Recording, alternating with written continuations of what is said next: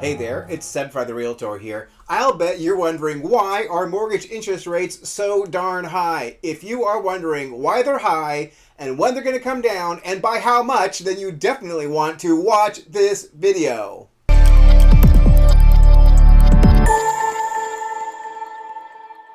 So the other day, I was talking to Victor Romero with Mason McDuffie Mortgage, and he's a lender I work with a great deal. And I said, Victor, what is up with mortgage rates? Why are they so high? And he had a lot of very interesting insights.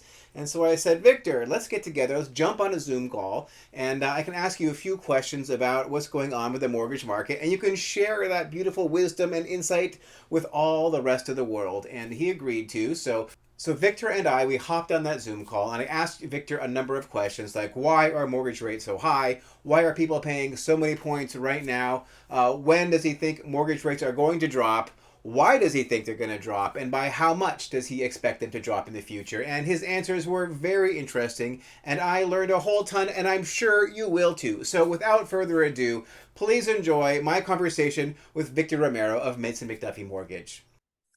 All right. Hey, today I have Victor Romero on the line. Victor Romero is a top lender with Mason McDuffie, and I was having a very interesting conversation with Victor the other day about what's going on with the mortgage market, and specifically why interest rates are so high. And Victor had a very good take on that. So Victor, say hello to everybody. Hi, everyone. Hi, Seb. Thank you for having me on. All right. And so, Victor, tell me, not to put you on the spot here, but why are mortgage rates so high? So you never put me on the spot. I guess this is one of the questions I'm getting pretty much every day. Why are interest rates so high? So we all know that the Fed has been hiking short-term rates for now what it seems like a year and a half. They started very aggressively and have now slowed down. But what ended up happening about 6 months ago, where rates, 3 months ago, rates were doing a lot better. The last 3 months have not done so well, is that investors have started to get impatient with how these rate hikes seem nonstop, and then the verbiage from the Fed stating that they're going to remain in this kind of tightening cycle for longer than everyone expected. The inflation numbers have not eased up. The way that mortgage bonds work, mortgage-backed securities work, are that they're priced in the future. So whenever you hear the Fed talk about, hey, short-term rates are increasing by 0.25%, those are the rates that affect car loans, credit cards, home equity lines of credits, things like that. Long-term rates, 30-year mortgages, 20-year mortgages are priced on bonds. Bonds are a fixed security. So you lend someone $1,000, you get a return on that money over the long run, over 20, 30 years. So the way the math works is that if inflation is high and the cost of that, the money that you've lent out is being the word I guess is degraded over the long term, then they're going to have higher rates because they're expecting that long-term rates will be higher because short-term rates are higher. So the way that investors work is they look in the future, they go, okay, well, it looks like inflation is high, which means that short-term rates will be high, which means we probably have to price this into our mortgage rates because we're lending money for 30 years. Okay, this is the expectation, is they're lending money for 30 years. So if inflation is high, the basket of goods, the money that they're lending is actually being siphoned by inflation because of the cost of goods. So long-winded answer is mortgage rates are so high because inflation is high. The Fed has combat that with increasing the short-term rates, which in the hopes that it'll moderate, and it has moderated. The majority of the hikes are behind us. This is what all the experts are saying. There might be one in November. And Seb, you and I were kind of joking around. I'll put some money on there. Whoever wants to take the money, that there will be no more hikes. They're actually going to take a pause for a while, kind of see how the economy does.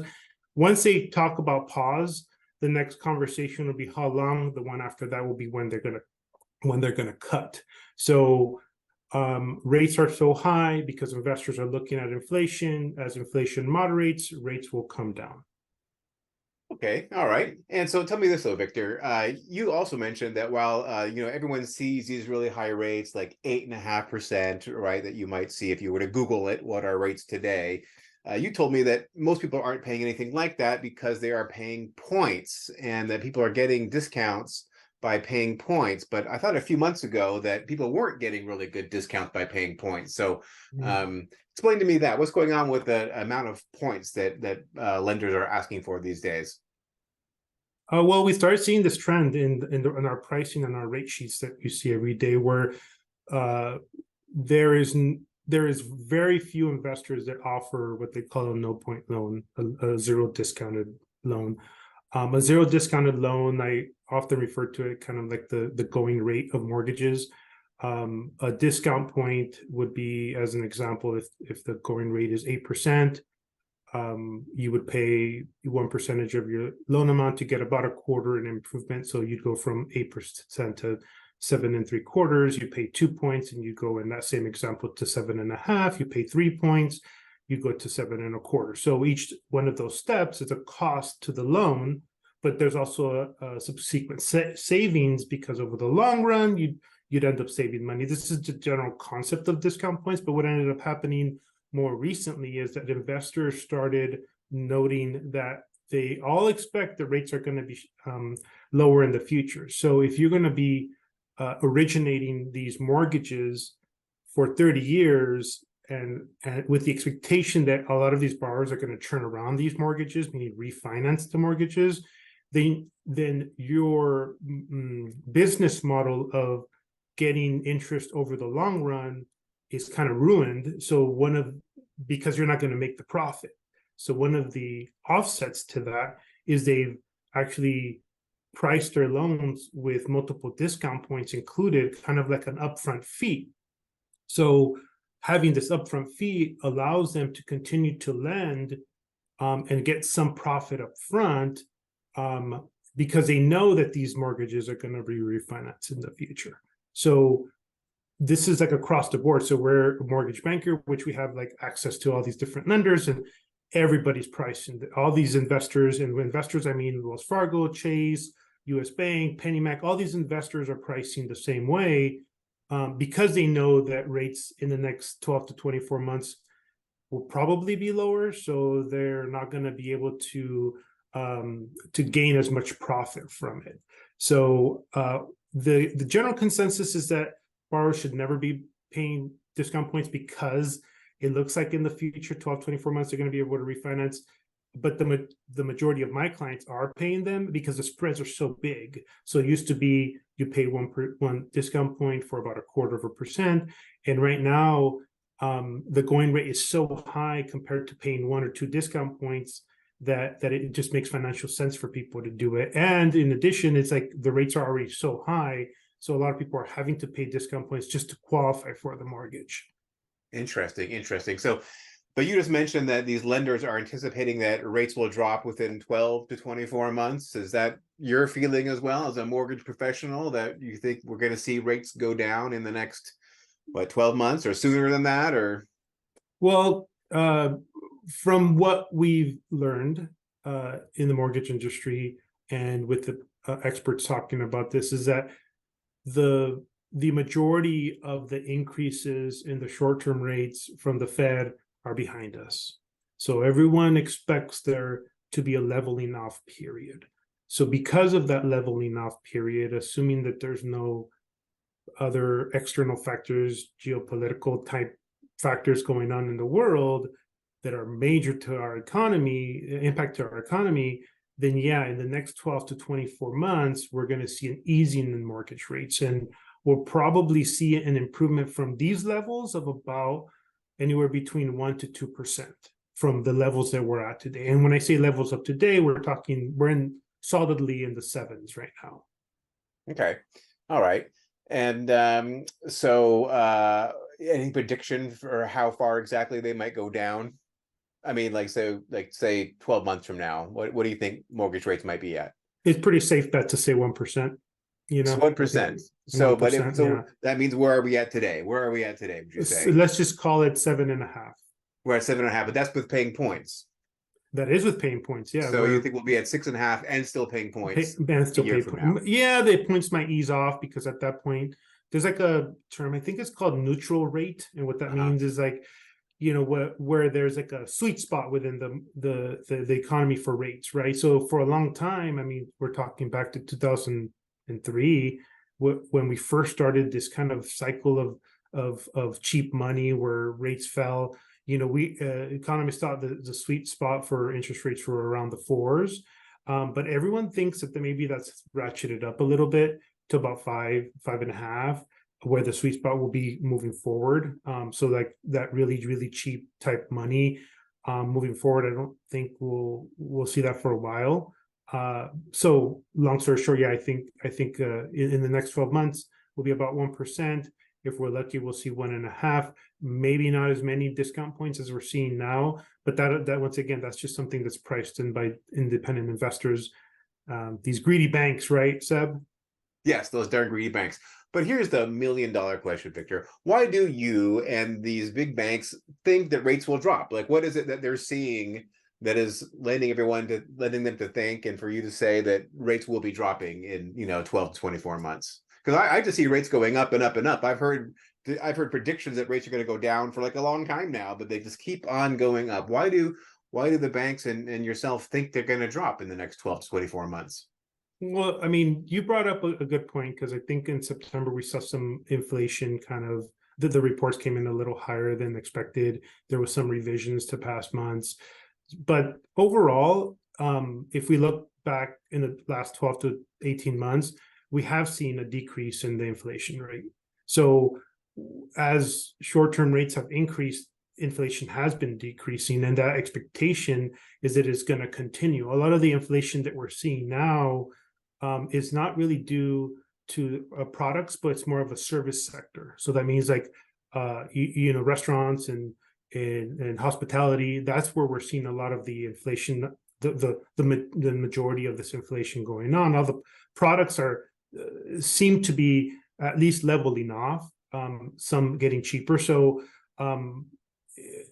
because the momentum now is that inflation is leveling off and hopefully starts going down and leveling off and going down, then that once again is what's priced into the mortgage bonds for the long run. So expectation is that mortgage bonds will ease up with that as well. So meaning the rates will fall. So the general sentiment is the Federal Reserve has done its job. They've choked off inflation to the point where it has leveled out, and they expect that due to the federal funds rate right now that it will be dropping down to the point where mortgage interest rates will in fact be dropping down over time. Right. Right. So and so they basically don't and they don't know. I mean, the actions they do now can take 12 months to take impact, right? And they've been increasing for the last year and a half. So right.